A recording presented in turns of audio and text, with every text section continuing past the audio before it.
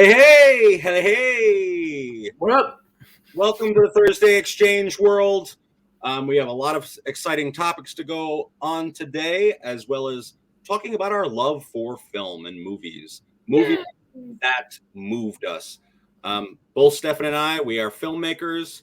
We are inspired by films, and some films didn't only change our lives, but they changed the world as we know it, how we view things, social acceptances. So, Ace Ventura? social acceptances. So movies are very important, not to us, but they're to many, many, many people. It is a beautiful art form, and we will get into that very shortly. So, with that said, let's just break into some of the topics of the week. So, I don't know about you, but I find myself very frequently going out to eat, and I've been noticing something. The prices have changed, people. We're talking not just inflation, we're talking explosion of prices. Yeah. Price gouging what? I mean, we're talking $5 foot long. Yeah. I had put a status on Facebook today talking about my discontent with the big old Subway chains. Now, I like to go there so often, only for the bread. I really like the bread. Anyways, but I went there and a 6-inch is like almost $9. Like, what world are we in? What And had that's not happened? including any sides or drinks or anything. Is that No, $9 for a half-inch chicken bacon ranch sandwich. I mean, come on now. So this is what we have. The other day too, and I was like, I know, like it's a shocking thing. So I'm like, what the hell? Like, I guess I ain't going here anymore. And even the manager of that chain was like, not for nothing, customers have been leaving like their orders behind. Like they don't realize the prices have changed so drastically in the last few weeks that once they go up and their sandwich is all wrapped up and put in the bag, they're like, oh, that's gonna be $60, please. That was like 2 sandwiches and 2 soaps. Bye-bye. Yeah, so they said they're gonna lose. They're struggling to stay open. I guess all the the trucking issues with supplies, they're really screwing up these businesses, and inflation is like going through the roof. But beyond that, when I went there a few weeks ago to the one in Pine Bush, and they were very friendly and everything. I had no problem with that. But I said to them, I was like, I remember there was a time when it would be $5 for a, the foot long, and the guy just goes, he goes, come on, man, it's a pandemic. And you know what though? Something's got to be done. But it's like, come on. Well, that's what I'm saying. People want to oh, it's the pain. Don't worry about it. It will blow over. Will it? Will we just be accepting? Saying it like that. It was kind of like, well, I mean, like, what do you want me to do? Kind of a thing. He's like, he knows it sucks, but yeah, there's nothing. You're not mad at the guy making the sandwich, unless they're a jerk. Like today, like I had a terrible experience with the place, but not just that place. But you notice, like a lot of the employees at these places, they're like beat. They're like straight up beat. Like people, they don't want to work. They don't feel like they're getting paid properly. Whatever the reasons may be. But I can sympathize. When I was working, they don't want to work. Assistant during the pandemic, getting paid less than McDonald's workers, that kind of got under my skin a little bit. Well, that's what it is. But people don't want to work because even them, they're making very limited hours. Some of the people in the fast food chains that are making $15 an hour, yes, they're making that. They're making like 20 hours a week. Some of them 15. I know a few people in retail, like, yeah, I just got a job in retail. I'm like, how many hours are they giving you? Oh, 10 this week, maybe 15 next week. How are you paying your bills with that? Of course, you're not going to give it your all. So with that said, before we go any further, I got a video that kind of showcases the quality of possibly some of these places training their staff. Welcome to Popeyes. How can I help you, sir? Can I get a 3-piece with fries and mashed potatoes and with gravy on the side? Yes, sir. Spicy. Yes, sir. Move here. What do you want? What do you want? I just want a 3-piece with fries. God damn, spicy or mild? Spicy. Here. Damn, gone. Shit. This is not even my order. It don't matter. Get out of here. Can I at least get some sauce? We don't have no more sauce. Shit. It's right there, though. It's not for you. Get your bitch ass up out of here. I'm not playing.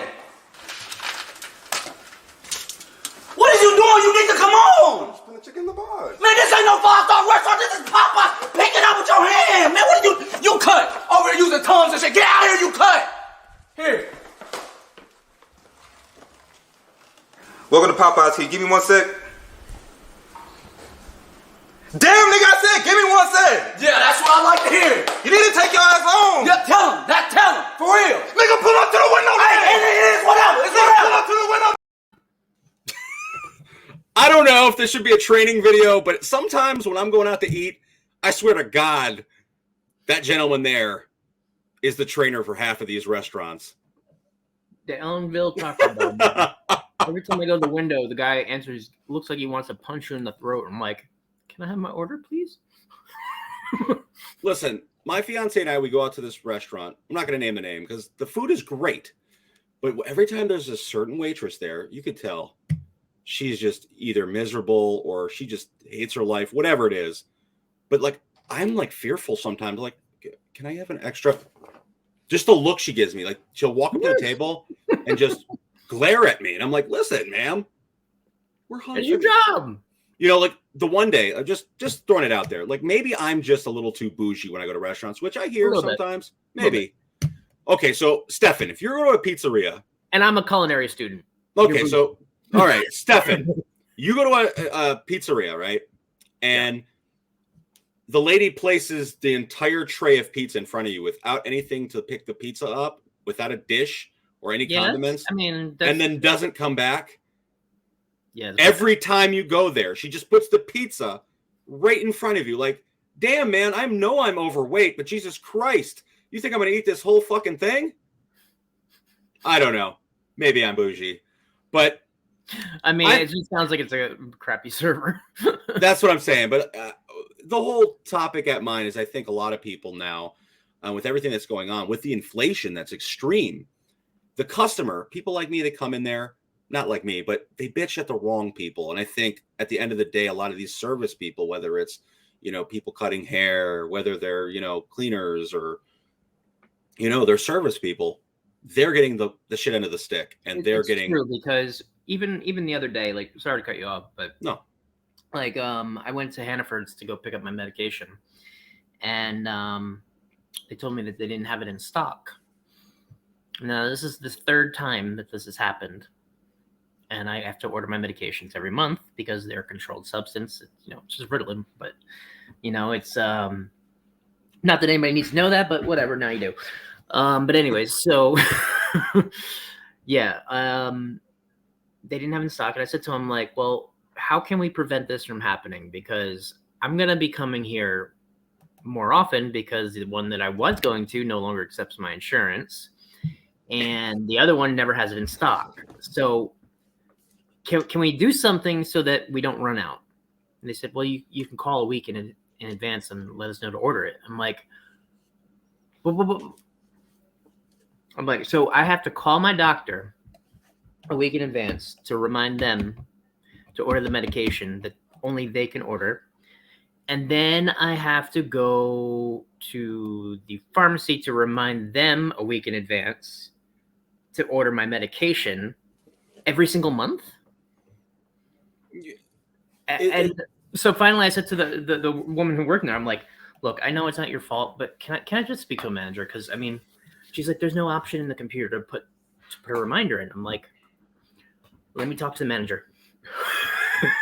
I'm like, I'm trying not to like get angry, but I'm like, so you guys have shelves, right? He's like, yeah. I'm like, are they labeled alphabetically for when you get the pills in so that you know where to put them? You know, I like where those letters are.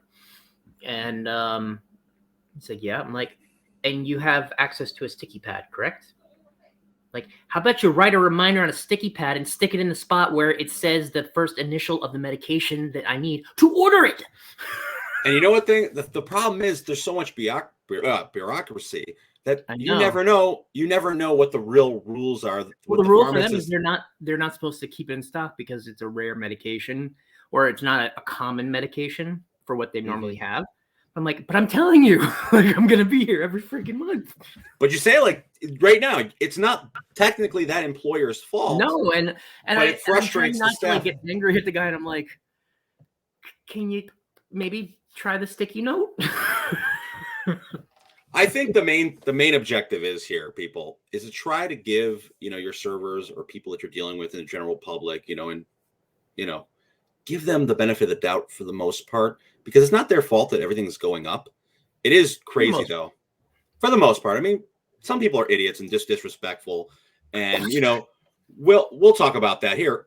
Little quick one for all y'all lovers. Well, I know some people don't like you to talk about those things. I know that. Some people don't like you to mention certain things. Some people don't want you to say this. Some people don't want you to say that. Some people think if you mention some things, they might happen. Some people are really fucking stupid. Did you ever notice that? How many really stupid people you run into during the day? God damn, there's a lot of stupid bastards walking around. Carry a little pad and pencil with you. You wind up with 30 or 40 names by the end of the day. I mean, it's true. Gotta love him. The legend, George Carlin, people. I thought you'd get a kick out of that. But priceless, man. Like, stand-up comedy for me is like, it's amazing. But the thing is about true comedy is it really speaks to the times. And I don't know what the hell was going on then, but now we need somebody really speaking off on behalf of what's going on. Like, for the most part, we're all being led down this trail. We're given lollipops. We were given, here's a little stimmy for you, a little stimmy for you. Shh. Here's your little $300 rebate from your tax return. Police officer or police department has a Hummer outside that sits in the same spot as like basically an advertisement for the school football team. That's what I'm saying. It's all these little things, I guess, to shut us up. But the thing is, I think we need to keep talking, and I think we need to, keep on reaching out to the politicians, saying, "What are you doing for your people, your local people, to really help these issues?"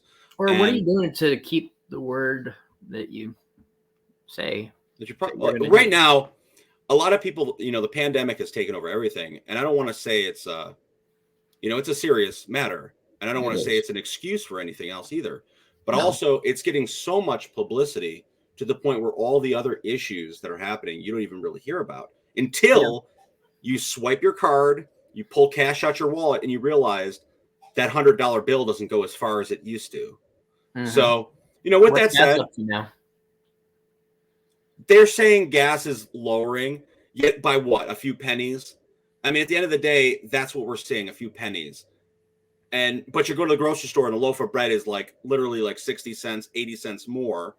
The same exact, like, for example, a lot of these places, whether you go, whatever grocery chain you go to, a lot of them have an app.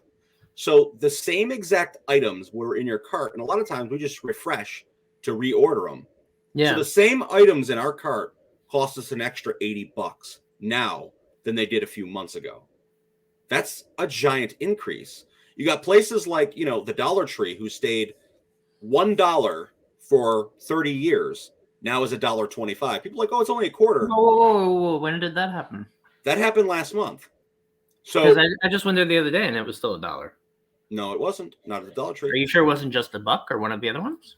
Nope. Dollar Tree is now $1.25. There is dollar items in there, but for the most part, 90% of them are $1.25. So just do the math. That's a 25% increase in that store alone. Locally and see if that's the case here as well, or if that's just up by you, maybe. No.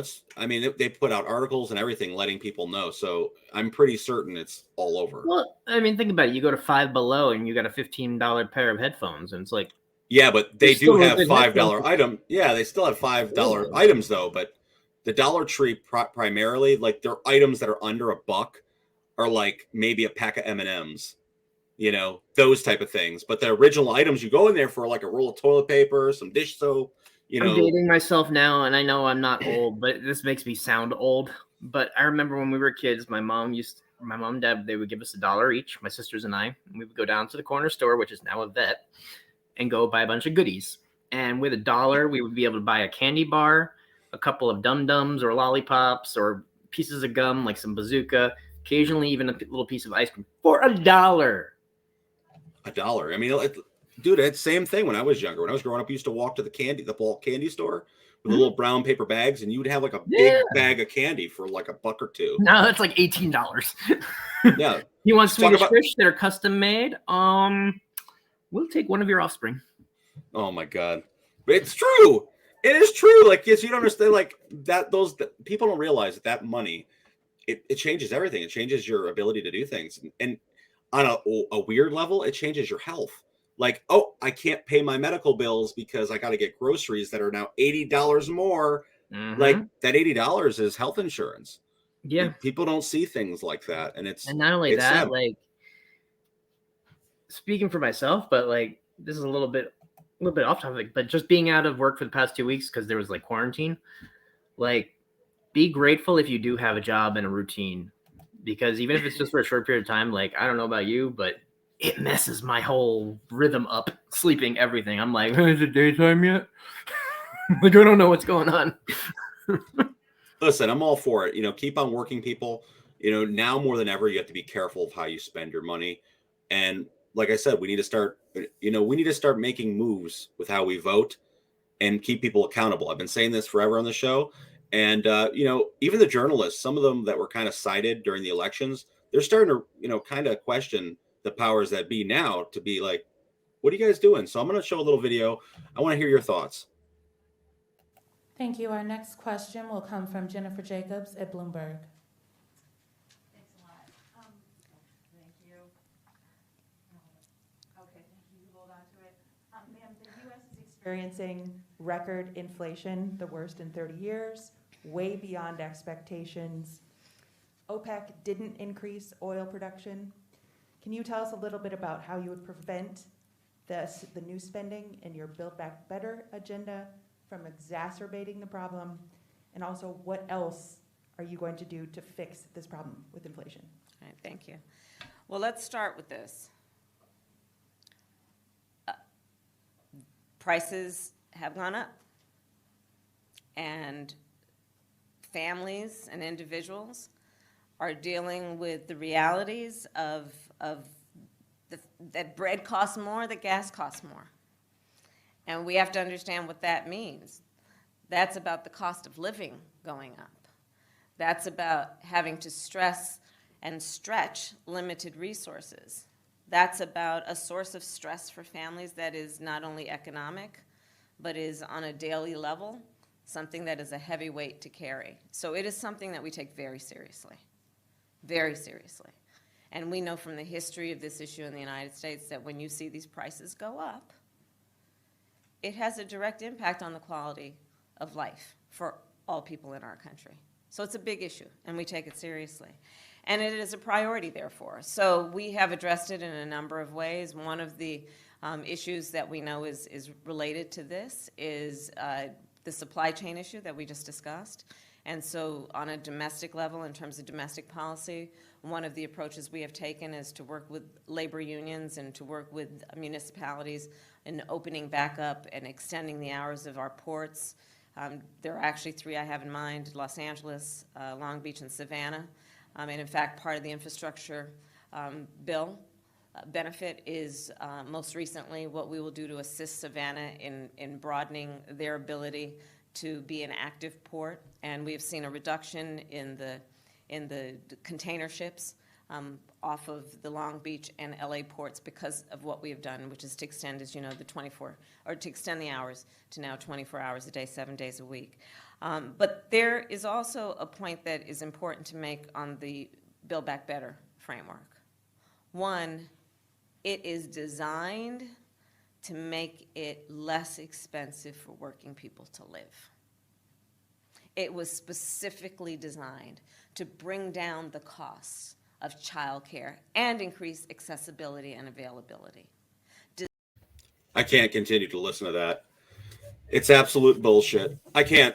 And it's not because I'm sided. Here, listen, you know me. Any side gets these hands.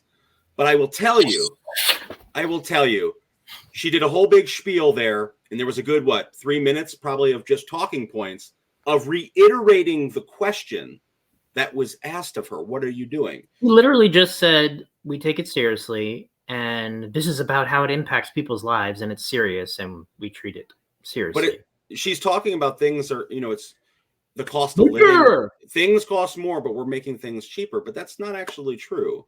And that's something that they should be ripped to shreds. Well, she's saying that was the intent of the bill. The intent, but that's not what's Not the that's reality. not working. It's not successful. So this is the type of questions that journalists need to ask, and they need to continue to push, because we're in a situation here where people can't pay their heat, you know?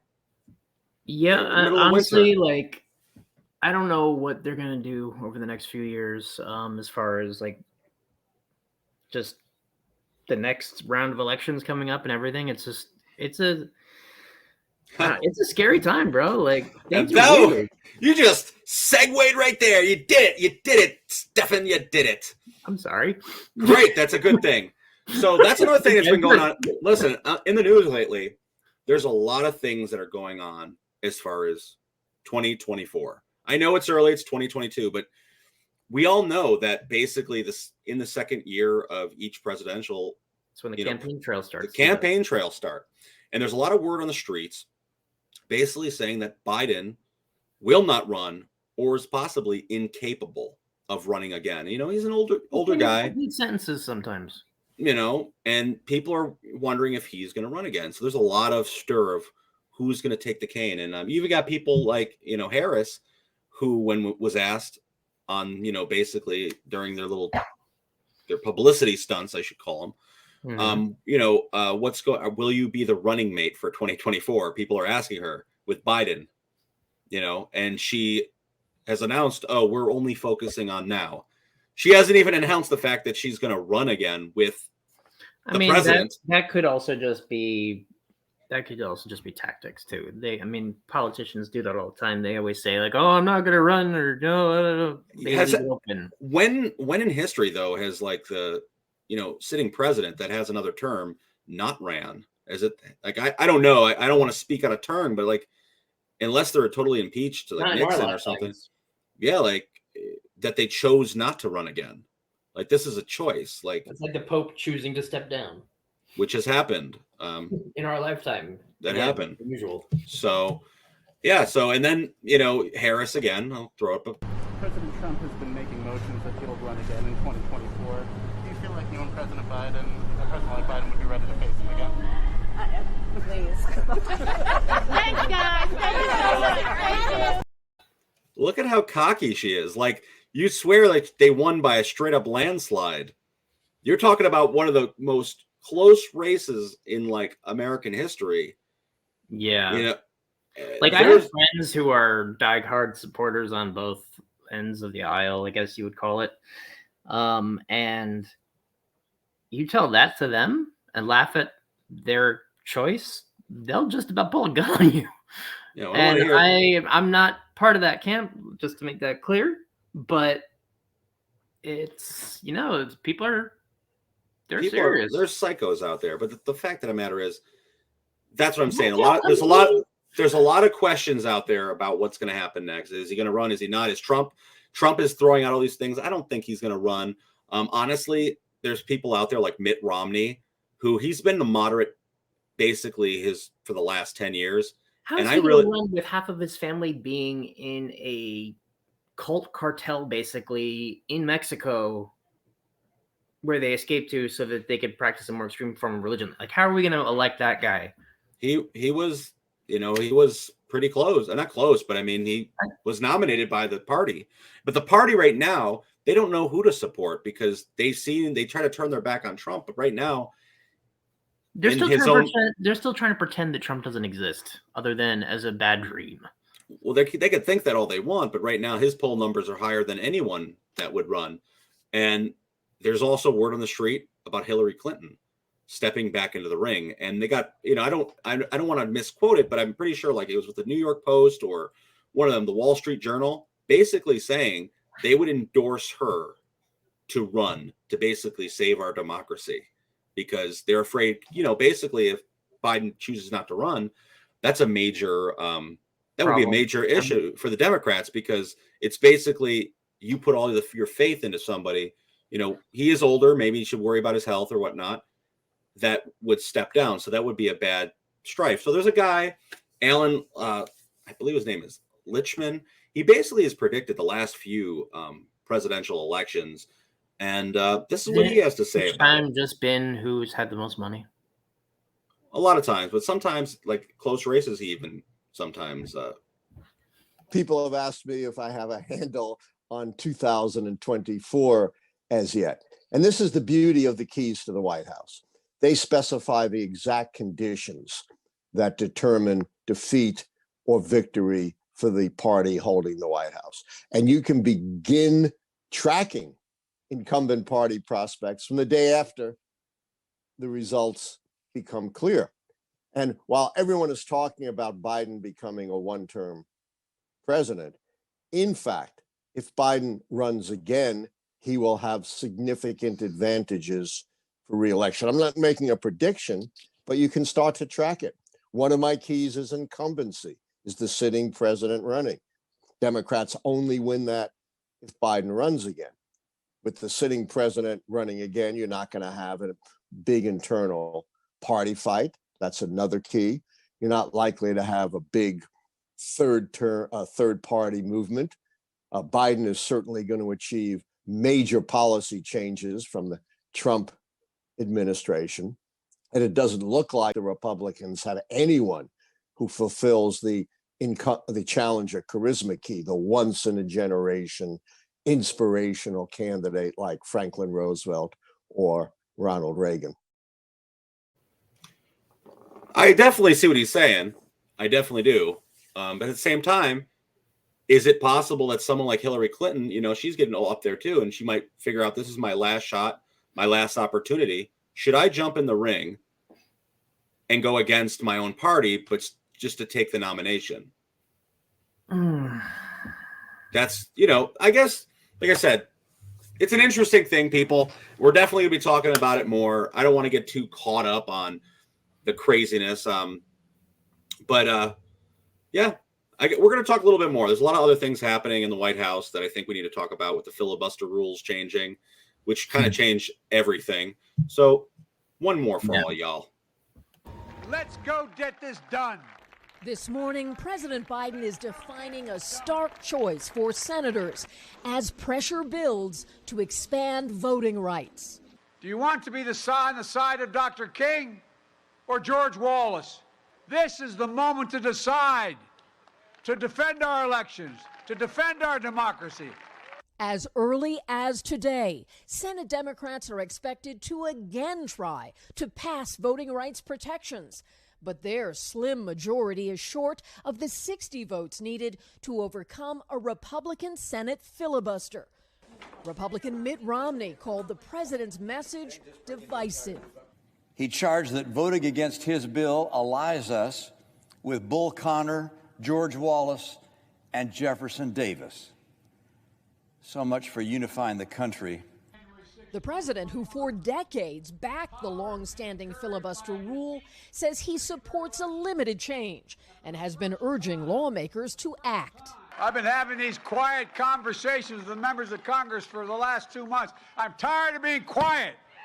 The president focused his argument through the lens of history, visiting the seat of the civil rights movement in Atlanta with the vice president, placing a wreath at the burial place of Dr. Martin Luther King Jr., while some civil rights advocates have grown impatient with Mr. Biden. The reality is we still have no plan to get to 60 votes or 50 votes with the filibuster carve-out. Georgia's Stacey Abrams did not attend, citing scheduling. The NAACP's national president reacted, "It's time for this administration to match their words with actions." Asked if he has the votes when he stopped at Dr. King's Ebenezer Baptist Church, the president said, All right, so that does. What you're seeing here is, identity politics. You're seeing a man who should be in a nursing home. Acting. This is like Oscar-winning performances. He's really trying hard to pull the wool over people's eyes. He knows damn right that nothing's going to change. Yeah. It's sad. It's a sad reality. I don't believe anything that they say anymore. Like, just go back and look at their record. like look at Biden. How many times he's flip flopped? Look, even when Trump was in, look how many different things that they say one day and the next day they do the opposite. Yeah. Like, how many times can you lie until people don't believe you anymore? That's what I'm feeling right now. But listen, I don't want to go. We've been talking this whole episode on different political issues, which I think it's infuriating. It's entertaining to talk about because you see before your very eyes, you see how hypocritical things really are. And I think it's important. Something interesting though that's happening though is that we're starting to see a major shift, especially in the online community, like which is basically everybody now. But you're starting to see people paying less attention to figures on Fox or CNN or NBC or CBS. And they're starting to pay attention to people like Joe Rogan and Lex Friedman and other big names or Jordan Peterson, controversial in a lot of ways, sometimes very entertaining, sometimes very stupid, like sounding like the comedian ones, which is, it's fun, but it's not, it's meant to be what it is. But it's gotten to the point now where analytics have shown that he gets more viewership than the top network spokespeople get. Mm-hmm. And that's an enormous shift in power and in terms of information flow, that people are en masse choosing not to believe what's on TV and going to random people on the internet for their information, myself. I mean, look at Alex Jones. I mean, Alex Jones, the complicated ones. yeah. We're talking about Alex Jones. I mean, he has a following that's massive. He's up there with Trump level support. I mean, he's funny. Don't get me wrong. He's a character. I mean, listen, I'm all for free speech. Don't get me wrong, but if you're getting your knowledge from him, chances are you're a conspiracy theorist, okay? And you basically are spreading false information, misinformation across the globe. And what makes it hard is that some of the stuff that he says has happened. And so they automatically go, but what about that? It's the point of, but that's the point of conspiracy theorists. They use actual historical documents and facts to mix up, basically fiction as well. I'm not saying everything he says is so, outrageous, but when it came to the pandemic and the things that were coming out of his mouth, I mean, if it was up to him, would we be wearing masks? Would people be getting vaccinated? We shouldn't have to socially distance. I mean, you're talking about somebody who's really radical, but he, like you said, he has a platform and he just goes out there and says whatever he wants. It doesn't matter who ended up hurting. I mean, people are hurt by false information. Yes. They listen to you. They support you. They're disappointed when their leaders are constantly full of shit. Yeah, so that's the thing. Even if they're not a politician, you got to be careful about the knowledge spread. Never once on this program, maybe once, but if I say something and I'm wrong, you have the right to comment in here, or a lot of times I'll say I don't know the actual news source, but I'm saying the general. But it's really irresponsible to go out there and spread lies. Yep. Don't do it. Don't do it. Don't spread lies. That's where the whole COVID thing came in the beginning, whereas that classic question you see in every post-apocalyptic movie: do we tell the masses and cause panic, or do we let it go? And then it blows up in your face afterwards, which is usually what happens. I think we're all responsible, even if you're not media. The freedom of speech, yes, the freedom of speech is what it is. But you also can't scream bomb in a movie theater or on an airplane. Okay. Yeah. You still can't do that. So we all have an obligation to not post things on social media, because even our friends and our family sometimes might look up to us, or might look up to us in a way that we have some form of knowledge that we might not have. And during the pandemic, even in the beginning, I was seeing stuff about what the hell, military, what is it called? Military takes over, blah, blah, blah. Dictatorship? Basically, not dictatorship. It's a word, whatever it is. It's like a martial law. Martial law. And people were posting these fake government ads, and they're like, the world, I told you I'm right. I'm told you, and sharing it everywhere. And all this craziness about martial law in our country, and to get an uprising, to get some sort of I told you so. I told you. like You sound Canadian. I'm from Buffalo. I'm originally from Buffalo, so I got a little bit of that. Tar. But yeah. So I guess that's it for that part of the segment tonight. And we get to the stuff that I actually want to talk about. I mean, I want to talk about all this, but movies. Yes. I am an absolute fanatic of film, and movies to me have got me out of depressed moods. They were wonderful for dates in the past. With comedy, everything, like they cheer you up, they get you emotional, they get you thinking, and that's what I love. I mean, throughout history, we've seen a ton of movies, and a and ton the of best people. is when you leave going, how the, what the, awesome. Exactly, like That's the best feeling. It's like when you get out of a movie like that. It doesn't happen very often. And this has been a weird couple weeks. We lost Sidney Poitier, Betty White. Just recently, we lost what the heck's his name? Norm Macdonald. Was it Norm Macdonald? Yes, we lost him. The guy from Full House. Bob Saget. Bob Saget, sorry. Which is a hilarious comedian. He actually was a very raunchy comedian. You know, we know him for Full House because that's what he's probably most popular And for. he was also super involved with like charities and stuff for raising money for health awareness for a certain condition. I think that, if I'm not mistaken, I think it was his sister who died from it. And he goes to foundations with them. Like he was doing a lot. Yeah, it's amazing. I mean, Sidney Poitier was the very first African-American Oscar winner. And, you know, we think about movies like Guess Who's Coming to Dinner, which was, when we talk about important movies at the time, I mean, we talked about a movie with, you know, kind of like racial divide, and you had an interracial it was relationship. like your first interracial marriage on TV that was like, Yeah, I mean, it just a trailblazer. So we're just going to see a little short segment on the legend himself. Some breaking news to share with you this morning. NBC News has confirmed that legendary actor Sidney Poitier is dead at the age of 94. Poitier was the first black man to win the Academy Award for Best Actor. In 2009, he was awarded the Presidential Medal of Freedom. NBC's Joe Fryer takes a look back at Poitier's legacy. They call me Mr. Tibbs. Sidney Poitier played characters who jumped off the screen. Opposite Rod Steiger in The Heat of the Night. Now, where did you earn it? I'm a police officer. Amen. And in The Lilies of the Field as handyman Homer Smith. Lots of luck, mother. I ain't building no chapel. Yeah, you. The role that won him the first ever lead actor Oscar for an African American. It is a long journey to this moment. Raised in the Bahamas, he'd moved to Harlem as a teenager and endured the usual hardscrabble climb to an actor's life.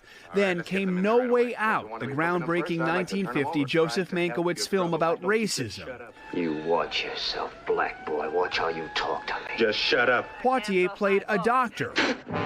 In a performance so powerful, the film was credited with ending British colonial rule in the Bahamas. In the intense 22-year-old performer, Hollywood had its first African-American screen star. Why you black? Go ahead and say it.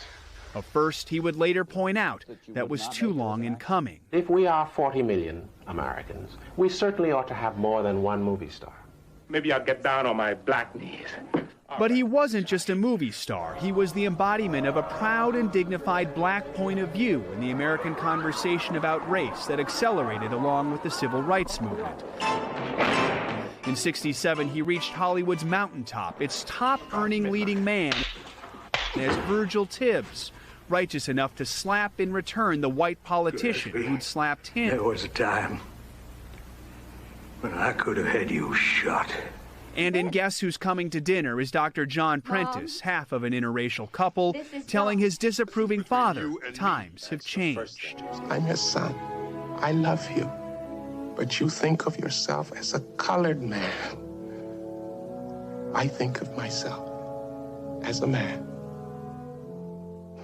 In the 70s, he moved from acting to directing. Some critics said he played the same role too many times. Okay, let's get out of here. And as a director, he was a moneymaker with hits like Stir Crazy and his buddy movies with Bill Cosby. Our whole nation totters on the brink of disaster. But his enduring image is of a man and actor of principle. No surprise he would play Mandela. A man whose existence among us made racism less palatable, as he noted after receiving a Lifetime Achievement Oscar. Not because I brought so much, but because the time was right. Circumstances were right. The time has come. Sidney Poitier, the right man for his time. Legend. Yep. And we talked about, you talk about people in the industry that have changed things and who made a difference. I mean, he literally changed the way we see movies, the way giving African Americans a voice, an image on screen. I still have goosebumps from that one line where he said, "You still think of yourself as a colored man, and I think of myself as a man." And I feel that same way about this whole racial debate and gender debate and everything. It's like, you're a person. Like, why does it have to be so segregated into these little tiny divisions of, independent identity? Like, I respect your ability to do it, and that's fine, but it gets to a point where you're basically boxing yourself off from everybody else so that you can fight. Mm-hmm. And I don't think it's healthy. I think, you have Martin Luther King who's saying he looks forward to a day where Black children can go outside and hold hands and play together. And that happens. I watched it happen this summer in the midst of everything, right outside, because it was a daycare. Little Black kid and a little white kid hanging out together. And they don't have a problem with it. Yeah. Just stop looking at the freaking surface. Yeah. It's an amazing thing on how powerful film can be. And at the end of the day, there's a lot of things. I mean, I love anything. I mean, recently there's a lot of controversy going out. I mean, this is relative to film, I guess, in cinema, is Dave Chappelle's comedy sketch on Netflix. Now, I watched the entire thing from front to back. It was fine. It was hilarious. And a lot of it was criticized about being transphobic because of some of the stuff that he said. The whole thing was just like the racial divide. The whole comedy act was how he didn't understand this trans woman who was becoming a comedian, who he became friends with. And it showed their differences throughout the episode. And sometimes differences are uncomfortable. When we laugh about ourselves or we joke about someone else, he didn't understand it and how different it was. And at the end, he realized I thought it was a moving, emotional comedy show that at the end, I was kind of shocked, wow, this went to a dark ass place. And it really hurt Dave Chappelle to know the outcome of his trans comedian friend. And I don't think all the people that had the criticism and were throwing stones watched the special. No, now people, might get upset at me for even supporting it, but I don't think they watched the special because the whole message was basically have a conversation with someone you don't understand and still laugh about it. Yes. Who cares? I mean, think about it all the times. We both work with people with disabilities. Okay. There are moments where they're like any other human being. They do something that is genuinely funny. Does that mean that I'm laughing at them maliciously? No. You said something funny. It made me laugh. Well, you see it all the time too. There's also they laugh too. Well, there was a lot of people up there that, there's a lot of comedians that have disabilities that go up there, and the first thing they do is they say a joke that, about their disability. And then they're like, you guys can laugh. You're allowed to laugh. Yeah. They'll do something. They're like, wait a minute. He has cerebral palsy.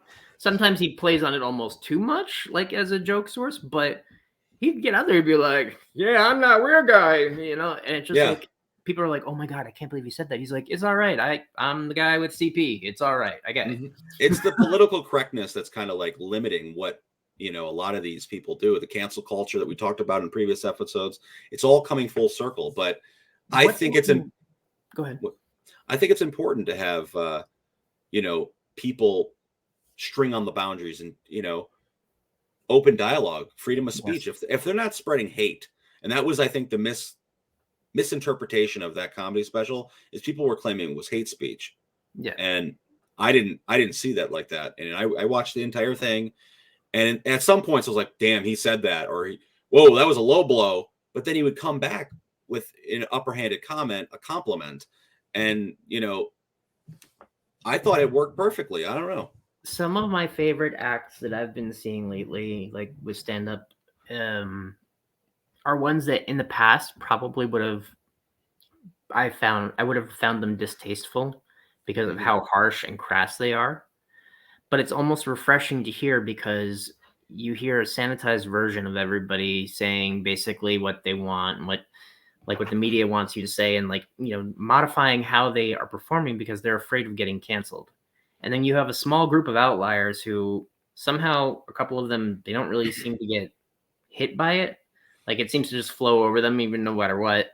You have a couple who get found out for being douches and then they end up being Bill Cosby. And then you have others who just, you don't have a place to go with it. And I forget where I was going with that. So I just, at the end of the day, can you imagine, when Eddie Murphy came out with Delirious in the 80s, his comedy special, and it was entirely censored and he couldn't say the F word, or he couldn't. When you're doing that, you're numbing things. And I think it's very important as far as cinema goes and entertainment. There's a lot of movies, going back to the movie aspect, that have they changed the way we view things, the way we view technology. Recently, HBO Max, they released the new Matrix Resurrections, which is up for a lot of discussion. I haven't seen it yet. I'm not going to give any spoilers, but it has a very emotional change that the other three films didn't have.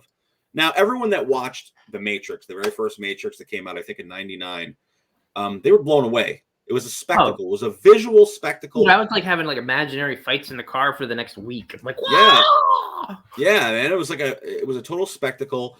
It was also a very intelligent film, an intellectual film. It talked about, our psychology and the way we view technology, like I said.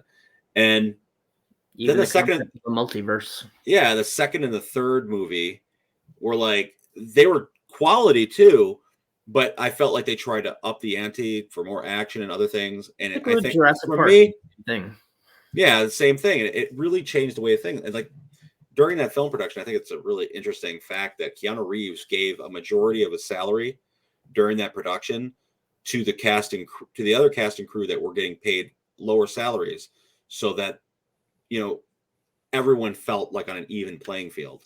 I mean, it's a great, and he was in watching information behind the scenes of The Matrix. Keanu Reeves had gotten a severe motorcycle accident midway through production, and wow. some of the most intense scenes, like the dojo scene with Lawrence Fishburne, his back was so screwed up in that scene, and he went through it. I mean, it really shows. It really shows the magic of cinema when everything kind of works. The actors are willing to go the extra mile. Also martial arts too. I mean, that takes an immense amount of mental fortitude to push through that kind of pain. Yeah, I feel it. Listen, I mean, it's all elements come together at the right time. The actors are willing to go that extra mile, even push through pain. There are so many, the studio at the time really wasn't buying into the issue of The Matrix, because they were like, no one's going to want to see this. They didn't realize what they were in for, what technology and what creative. And then every movie for the next 5 years had that same and speaking on, Lena Wachowski, which, is also a transgender person. They created this magnificent, also the brother, sister, they're both now trans, but they created these beautiful, films, whether you love them or hate them. I think even the fourth movie is quality enough to see. And I think it has a different emotional impact, just to throw that in there for people to go watch. But it's a lot, man. You were talking about Jurassic Park before, how a lot of times with money grabs, they do the sequels. But believe it or not, there actually is sequels to the Crichton novels with The Lost World and beyond. Yeah, but they probably were not nearly as over the top as the movies were. No, not well. I mean, the movies were basically after the first movie with Jurassic Park, at least in my opinion, it literally felt like I was going to a theme park and strapping myself into a movie themed ride. and just waiting for the next thing to jump out at me and go, "Rah!"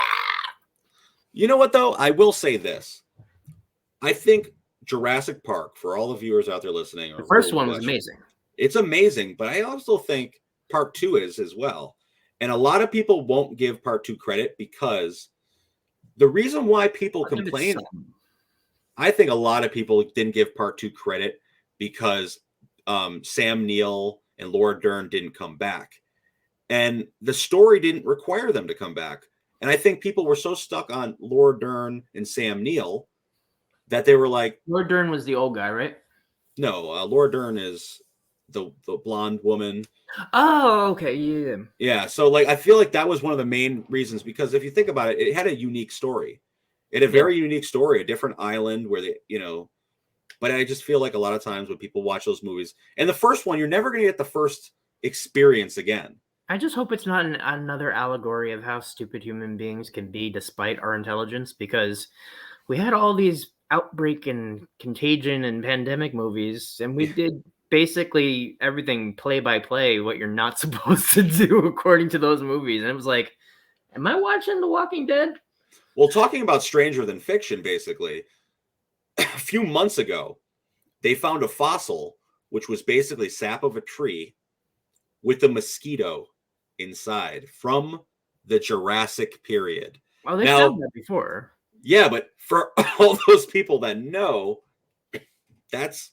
Well, they're already talking about... That's a dinosaur. That's how they made the dinosaurs. Like, they wanted to resurrect the woolly mammoth to study it.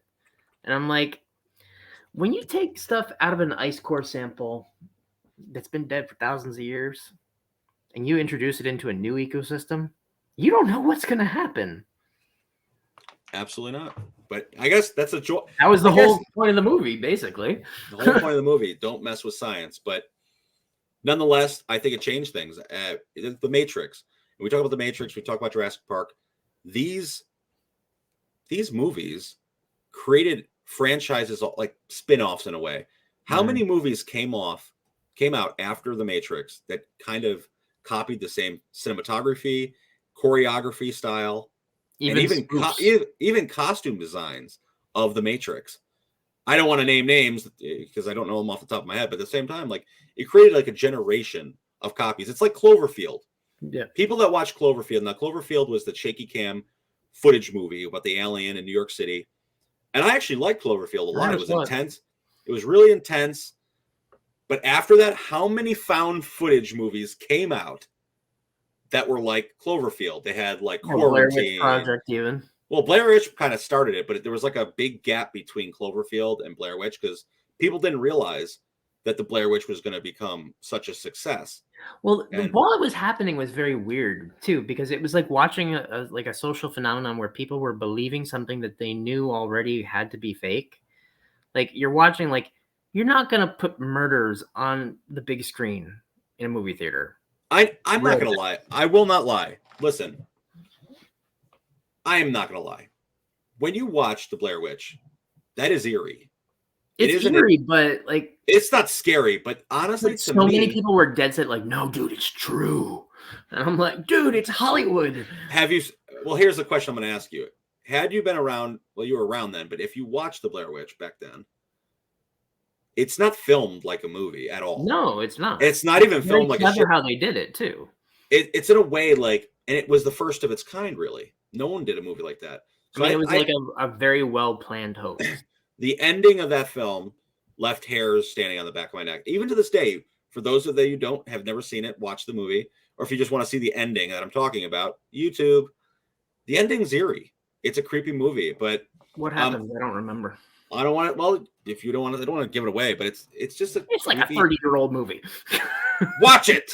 I think it's actually worth the watch. And there's actually a sequel to the first movie that's kind of not a shaky camera film that kind of loops in the first movie. And I actually have a soft spot for the Blair Witch because, believe it or not, with my second Hudson Valley International Film Festival, I actually got to meet one of the main actors and producers of the original Blair Witch project, which was really a unique experience. And the guy's like an average guy. He wrote a book about the process and about filmmaking, but they made the movie on a few $1,000s. They are like us.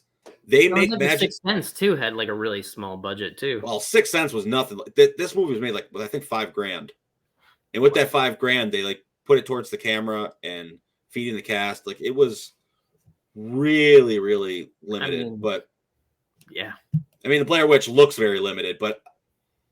And you know what? I could go even like we're talking about the Blair Witch, how it started it off. I mean, you got movies like Paranormal Activity that came out with like 10 films, 8 films, and not for nothing, the first Paranormal Activity, I won't lie, is it a cinematic masterpiece? No. Is it entertaining and clever? It is. They do The some Ring really, was creepy as hell too. yeah, and like you're talking about kind of like Asian classics that we remade in America. And like as an adult, you watch that and you get creeped out by it. You're like, you did a good job on that one. All right. I mean, it creeped me out. I knew it was fake, but it creeped me out. It's an interesting thing though. Like when we see these movies over time, they get remade over and over again. It's kind of like our comfort zone as a culture. We're seeing now, and I'm sure everyone can agree, we're seeing a lot of remakes from the 80s or sequels to films that we thought the franchise were long gone. I mean, look I at was going to ask, did the writers all die or did they just run out of ideas? I don't think that either. I think what it is a lot of the creators, they realized it was popular. And yeah, there is a money grab there, but they realized there's still an audience. Those people are still alive. And hey, maybe they want to know what Arnold Schwarzenegger is doing still. Like even Cobra though Kai pulled it off really well. They were able to resurrect the Karate Kid franchise, which was, for the most part, the previous like 10 years was kind of like, oh, Karate Kid. Okay, here we go again. And they were able to pull that out of the dirt and make it into what, they're on the 4th season now. Like like an idiot, I didn't sleep again last night because I was watching it. But think about it. When you watch Cobra Kai, you don't feel the nostalgia. And doesn't that bring you back to a different time? It does bring nostalgia, but it mixes it well with the current times.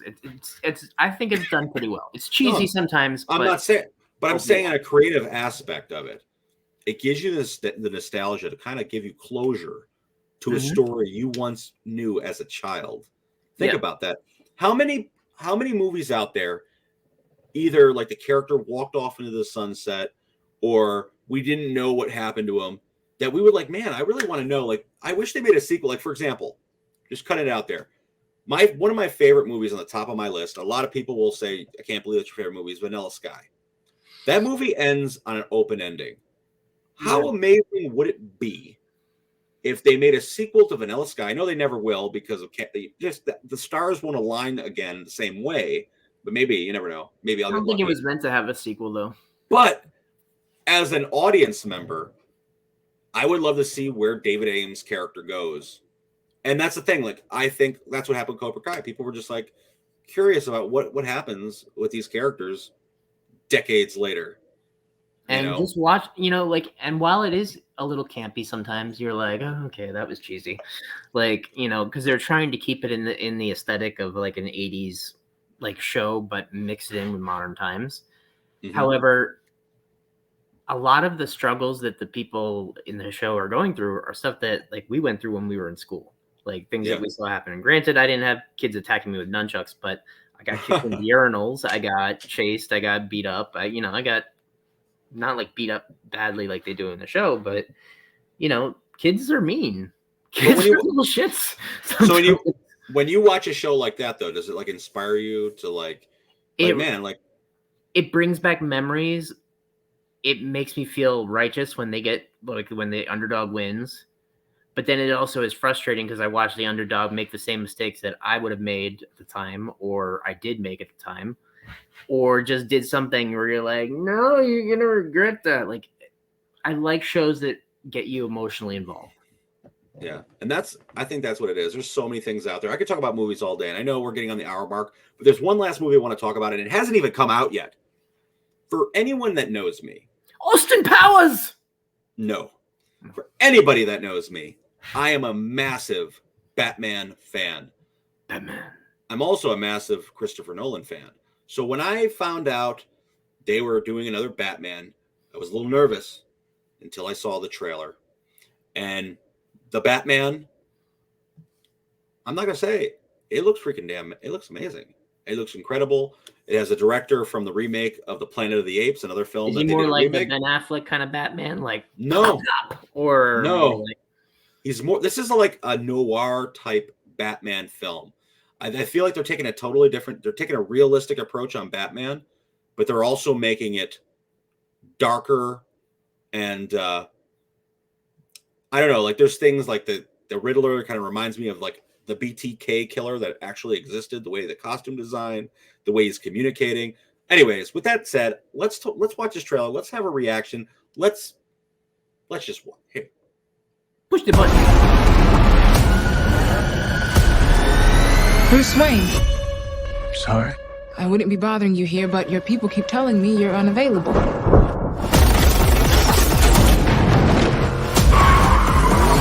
You know, you really could be doing more for this city. Your family has a history of philanthropy, but as far as I can tell, you're not doing anything.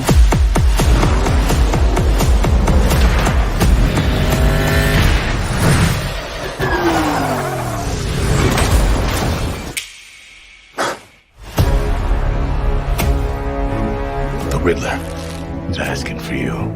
The killer left this for the Batman. Why is he writing to you? You came. I've been trying to reach you. Riddler's latest. It's all about the Waynes. If we don't stand up, no one will. You got a lot of cats. I have a thing about strays. The bat and the cat. It's got a nice ring. You a new friend of yours? I'm not so sure. I'm just here to unmask the truth about this cesspool we call a city. You're part of this too. Hands up! Stay still! How am I part of this?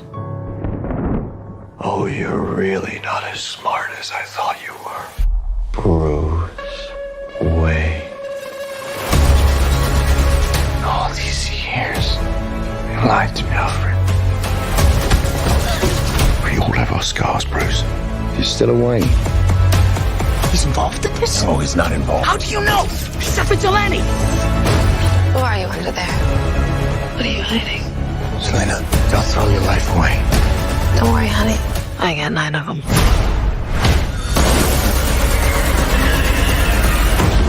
It can be cruel, poetic, or blind. But when it's denied, it's through violence you may find. Justice. The answer's justice. Come on, vengeance. Let's get into some trouble.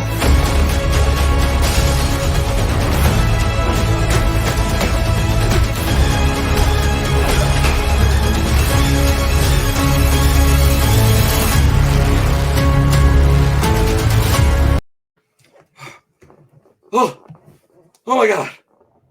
You need an aspirin? Oh my God. Oh. Yes, March 4th, people. But this that is a one different. I want to see with you. We were going that I'm telling you, like, just give me more than a day's notice. So I'm sweating. Listen, listen. There was a movie. Jesus Christ, I can't even think straight. But yeah, the Batman people. It's a different look than you're thinking. I mean, even with the Christopher Nolan, there was still, I feel like, a lot of and I love those movies. The trilogy, I was like crying at the ending. Yeah, you know. But even in those films, there was a sense of not campiness, but lightheartedness. Even in them, and I feel like this is a dark film, and I'm excited because Batman was always a detective that you feel like it was in the cave and the layers, you know, really researching the criminal. A Phantom of the Opera kind of character mixed with a debonair kind of hero sort of thing. Mm-hmm. He's a weird mix, and I like the fact that it's not an origin story too. It makes you wonder, though, how many times can you remake Batman? What did we just say, though? This is a totally different interpretation. Like, I know, but I'm saying, how many times can a million you make it? Listen, and I honestly give a lot of credit because a lot of people love Ben Affleck because he actually was a really good Batman. He was. Yeah. He was a great Bruce Wayne. And he literally said, listen, I respect anybody to come into this role. but it's not for me. And I wish the project well. He's like, during the experience of the Justice League, he was going through a divorce. Zack Snyder's daughter had committed suicide. He said that the process during the Justice League was absolutely horrifying and a nightmare. And at the time, he was supposed to direct the solo Batman movie. Ben Affleck. Like, he was going to direct his own. It was supposed to have like Deathstroke in it and other, famous villains. But he just said, like, my heart wasn't in it anymore. And, he was better for a younger Batman, because now that you got a younger Batman in this film, we as an audience, we're going to probably want at least a trilogy. And not only that, it also appeals to a younger crowd because, Bruce Wayne was always the character that was considered young. Like, he was like a young man character. Mm-hmm. Well, he gets older in the comics too, but I will say this: like, a lot of people are giving crap to Green Street Hooligans is an awesome movie. Yeah. Robert Pattinson. Like, oh, he's not Batman. This is all I got to tell you. If you're ever bored and you have a Netflix account, go watch Good Time. Go watch that. Good Time is the same director as the Chavarsky brothers that did Uncut Gems, that also should have won an Oscar with hilarious comedian, I forget his freaking name. Amazing movies, but Good Time, Robert Pattinson will blow your mind. The Lighthouse. I didn't see that movie either. Jeez. Good. Listen, movie. I thought I saw a lot of good movies, man. Good Time is the most fast-paced crime thriller you will ever see. It is like a one-night trip that just circulates. It's like a downward spiral for the worst night on earth. That Robert Pattinson and a bunch of other, like, smaller named actors, but he's not just the guy from Twilight. And I'm sick of hearing that. Like, I have so many arguments with people like Twilight, that vampire. I mean, he was also in Harry Potter before that. So, like, give the guy a break. He was a smaller character in Harry Potter. Who did he play? He was in it. I don't know the name, but he was in that. He's a good actor, and for what it's worth, from what I understand, like, the Twilight stories were probably very good. My only issue is just, I remember I turned it on the TV the one time and I heard the one line, and I just, at the time, I was a bit snobbish about the whole vampire thing. It was like, your skin sparkles like emeralds. I was like, I'm done. Listen, we ain't talking about that because I know their shit. I know their shit. And for anyone to say otherwise, if you're going to put that on the same playing field as like The Rover with Guy Pearce, that was also a great performance. I didn't really love the movie, but the performance he gave in that was just, it was top notch. But I'm going to leave that with that. We're, over the hour mark, but I want to just say thank you guys for watching tonight. I saw a lot of people were commenting, listening. Please like and share and spread the word. Like I said, we're going to continue to grow this channel and talk about topics you want to hear about. And hello back to everybody who said hi. Thank you guys for watching tonight. This has been an awesome show. All right, guys. Have a good night.